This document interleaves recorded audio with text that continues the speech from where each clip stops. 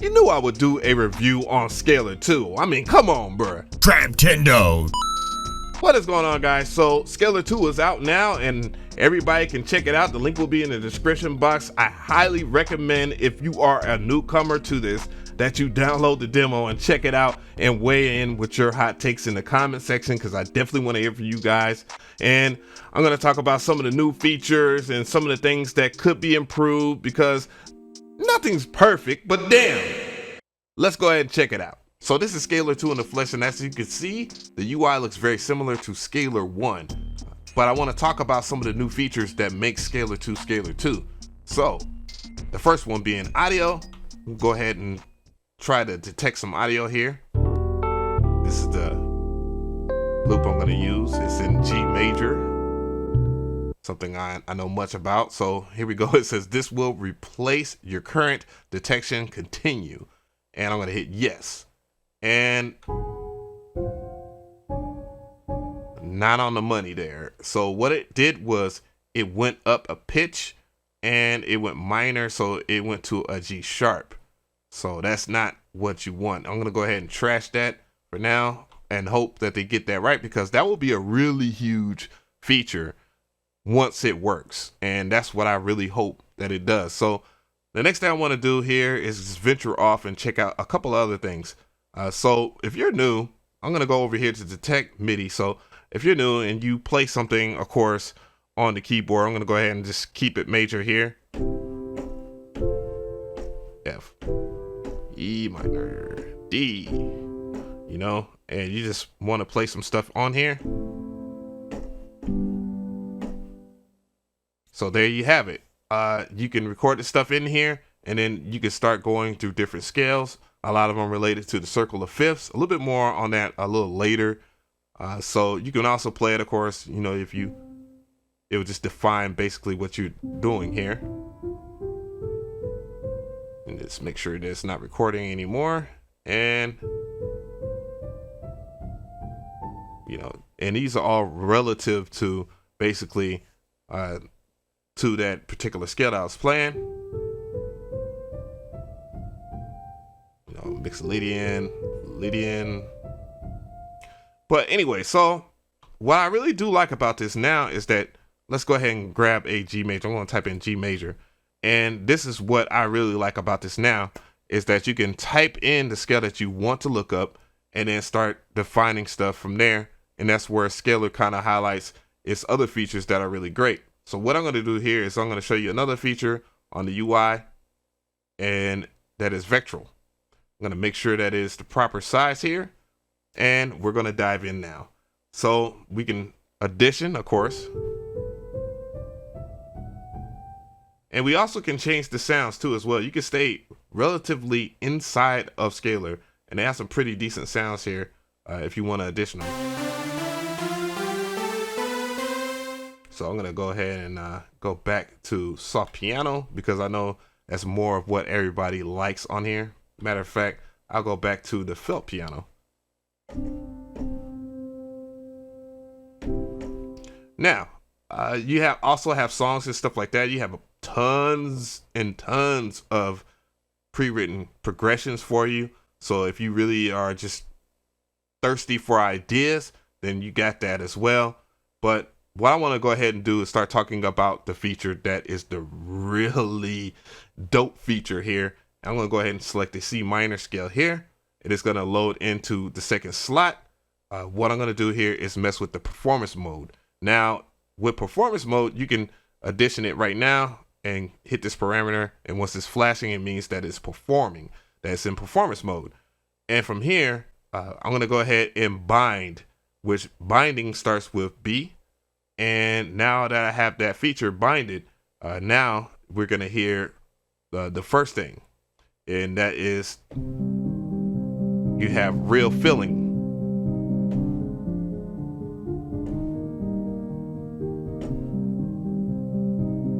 Now that is really dope. So we have a whole bunch of different performances. Most of them I cannot pronounce. So I'm just going to go ahead and go through them. You got Arco.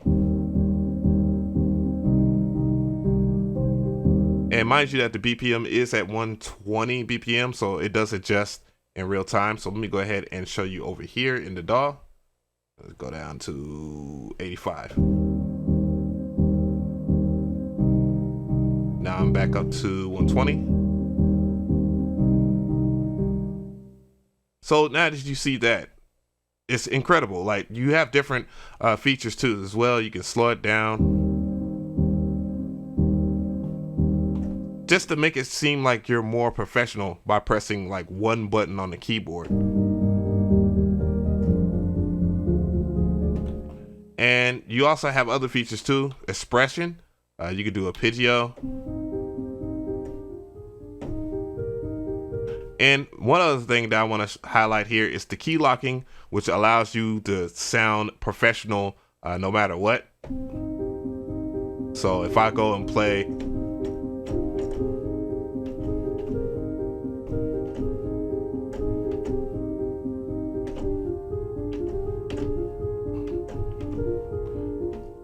on the keys and whatnot while I'm going through the selected scales, the performance or whatever,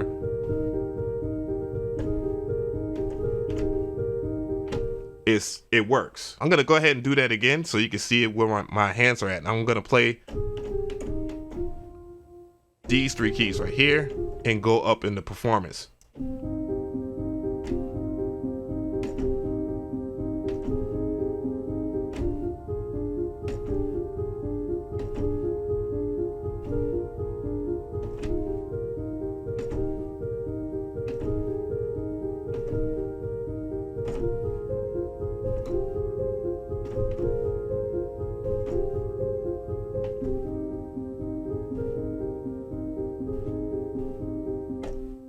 And as you can see, it does what it needs to do, which is incredible. So the next thing I want to show you guys is this right here. And this feature is really dope.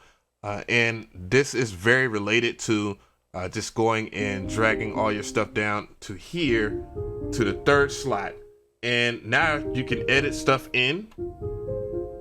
And I know it's an easier way to do this, but one thing you could do is you could drag all your MIDI over. So I'm gonna go ahead and add a MIDI track here. I'm just gonna go and add a MIDI track that is like right next to this area. So that way we'll be able to see it. Then we're gonna go ahead and open the scaler again. I'm gonna drag it into like one of my MIDI.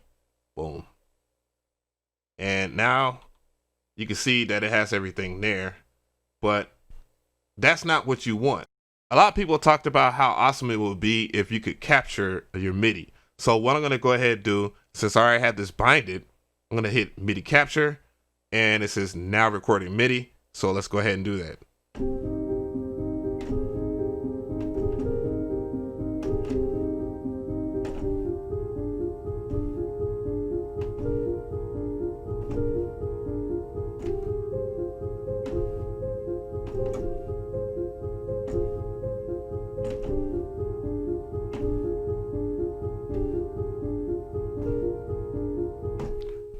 Stop it, and now let's drag it over and let's see if there's a difference.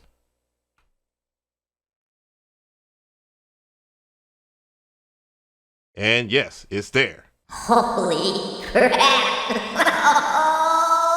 Another thing I want to highlight that is really dope, that I really like about this, is that you can edit stuff now. So now you start seeing the huge difference between scalar 1 and scalar 2. So you also can select inversions. So, you know, maybe I want to invert that C minor. I'm going to go ahead and hit the plus sign. And, you know, if I want to do that, it's cool. And I want to go into playback timing. I could choose to repeat that. So if I want to repeat that part, I can repeat that part. You also can change the duration. I'm going to go ahead and change the duration. I'm going to do all kinds of funky stuff here. And also, you can define your playback performance too as well on this end. So if you want to choose different ones, so you can have customization, you can do that. And let's go ahead and make this Arco. I'm just doing a whole bunch of crazy. Let's strum that last one. This may not make sense musically, but we're going to pretend that it does. Now all I have to do is just press play, and now I can get the performance.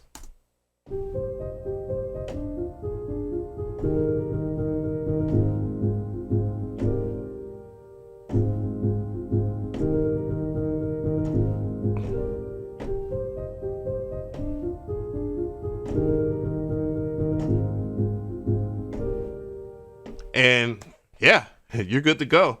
You can start doing all kinds of crazy stuff.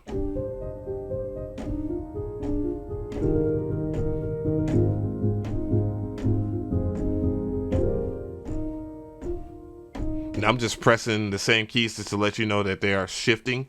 And all you're basically worried about now, if you're not that good at playing keys, is just being on rhythm. That's it. You also have Humanized too, and I tested that out just to see, if it will fit the timing and stuff like that.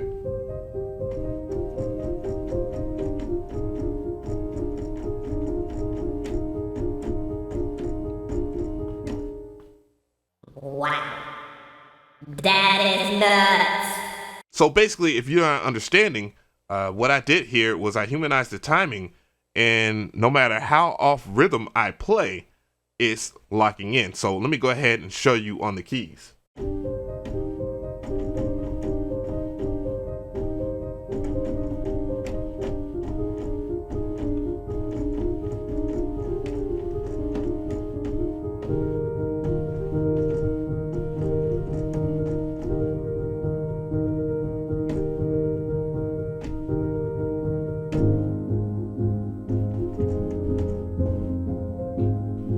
Bruh, when I tell you that there's going to be people that abuse this, is incredible. And if you want like humanized velocity in both, then yes, you could do that as well. Exiting out of edit mode here, you do have different things that you can do. You can access your circle of fifths within the modulation tab. And if you want to learn how to shift from a C minor to a F sharp minor, and then you can. And you can also bind those, and it will tell you right here, and then you can addition them. And if you have a big enough keyboard, you can also shift these using hotkeys, and that in itself is insane. Now, if I was to complain about something, it probably would be just something really simple and not really a complaint, but a suggestion, which I've already pitched to Plugin Boutique, and that is the fretboards. Now, if I was to play a C major in here, and you can see basically where it is being played on the guitar, I'm gonna make sure that I go over here to standard tuning, that it is a regular guitar, and we're gonna take a look at how you will play the C major. Now, this is where I would complain about, like for somebody that's a beginner, they wouldn't really know where you would begin to play the chord of the C major, though all of these different locations right over here are reflective of what I'm playing on the keys as far as the CEG, but as far as you playing and figuring that out, it will be very difficult for you to play chords. So tell me how you feel about this video. I definitely want to hear from you guys in the comment section. I'm going to talk about my pros and cons. So I want to start with my cons because there are not many of them, but they are there. The audio feature that is inside of Scalar 2 isn't up to snuff yet. And I have confidence that Plugin Boutique, seeing that they did a lot of community research, asked people what features they wanted inside of Scalar, and brought them to Scalar, if not 1,000 times over, crushing their competition and tearing them in half, they could improve that in no time flat. I mean, it's not going to be perfect out the gate, and it going up a pitch and kind of missing out on the scales, a little disappointing. Also, in my opinion, the fretboard isn't up to snuff just a little bit. I would like to see animated fret play and tablature and stuff like that, so that you can understand how chord progressions work. And also, if you are to do something like how I showed you, if you play a C major and you wanted to learn like your different chords, like your cowboy chords or something like that, it's not really good at identifying that. Yes, I know that's something that is a minor complaint on my own, but that's something that I'm pretty sure that people will enjoy. I brought that to the table to Plugin Boutique, and I even told them if they did a separate software dedicated straight for scalar guitars or something like that, something on the level of musician, but bringing in MIDI and allowing it to play while it's animating, kind of like musician-ish, a lot of people will hop on it very quickly. They will see a lot of support like they do with Scalar. So yeah, pros, man, like performance mode exceeds expectations. Do I give this the stamp of approval? Come on, man. Like, come on. 100%. Well, 98 until they fix that audio feature.